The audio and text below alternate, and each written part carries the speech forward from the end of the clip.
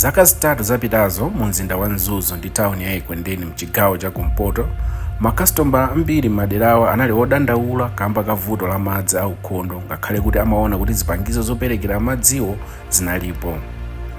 Malinga ndi bungwe lopereka madzi maderawa la Northern Regional Water Board, vuto lalikulu linali kuvuta kwa magetsi limene limapangitsa kuti bungweli lisapope madzi okwanira ndi kuperekera kwa makastomala ake.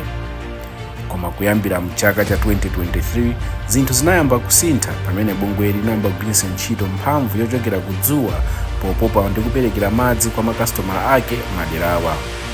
Bungweli lagwira ntchitoyi kudzera mu project ya Malawi Northern Regional Water Board Water Efficiency Project ndi thandizo lochokera ku banki yayikulu ya ku Ulaya ya European Investment Bank. Taika masolar panels amenewa ma station angapo, taika pa station yathu pano ya ku Nzuzu treatment plant, station yathu ya pa Nzuzu Government Secondary School, station yathu ya ku Lunyangwa, station yathu ya ku MPC, station yathu ya ku Kawiwiru, station yathu ya ku Ikwendeni. Masolar panel amenewa akutithandiza kuonetsetsa kuti tizikhala ndi mphamvu ya magetsi nthawi iliyonse imene tifuna kugwira ntchito zathu. Ife ngati Northern Regional Water Board ntchito yathu imadalira kwambiri mphamvu ya magetsi. Kumbuyoku timadalira mphamvu ya magetsi kuchoka ku bungwe la Eskom, koma chifukwa cha zovuta zambiri mapeza kuti nthawi zina tilibe magetsi amenewa. Ndi kukhani ma station amenewa zathandiza kuti ife tikhale ndi magetsi odalirika nthawi zonse. Zimene zathandiza kuti madzi tizithafikira kwa makastomala athu almost 24 hours, panopa tikuzonera kuti timapereka madzi kwa makastomala athu 23 hours tsiku lililonse. Mphamvu ya dzuwayi ikuthandiza bungweli kukwanitsa kuperekera madzi kwa makastomala ake osachepera 200,000 mu mzindawu, kuphatikizapo masukulu ndi zipatala. Chimodzi mwa zipatala zikuluzikulu mderali cha Ikwendeni Mission Hospital ndi chomwe chikuona kusintha pa ntchito zake.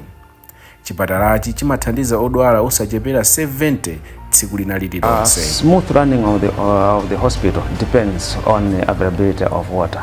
In the health system, if there is no continuous supply of water, definitely there will be breakup of or disruption of the operation of the facility, because we are dealing with people's life. Therefore, we are supposed to operate within a very clean environment. A very good example is, if we remember very well, last year, Malawi as a nation, most of the areas were hit by cholera. Now, with the Ikwendeni catchment area, we did not really register any case of cholera apart from those lethal cases from other areas. So the new project has really assisted to eliminate some of these cases that we used to drain some of the resources. Ndikupanga clinical medicine. Payamba madzi amativuta kwambiri fayori mapeza zoti mwina ndi class ya mama kwambiri koma madzi aja amapeza zoti sakubwera chifukwa cha pressure yomwe mapeza zoti mwina ikupangisa kuti madzi aja asamabwere, fori manyumba ena ali kuntunda ena kumusi ndi zimakhala zoti zimativuta mbuyo koma panopa aya vuto la madzi linacheka. Pamene madzi a ukhondo akutuluka mosavutikira, anthu okhala maderawa akuona kusintha kwa miyoyo yawo m'njira zosiyanasiyana. Tikudziwanso kuti nkhani ya magesi ndi ntchito yayikulu kwanza athu a Eskom, komano kuti ife tithandizike tipitirirabe kupangabe complement mphamvu ya magesi imene tipeza kuchoka kwa Eskom ndi mphamvu ya solar ndi njira zina zomwe tingapeza. Pakadali pano tikukambisana kudzera mboma ndi anzathu a European Investment Bank omwe ayika chidwi kuti project imene tipange scale up ya solar.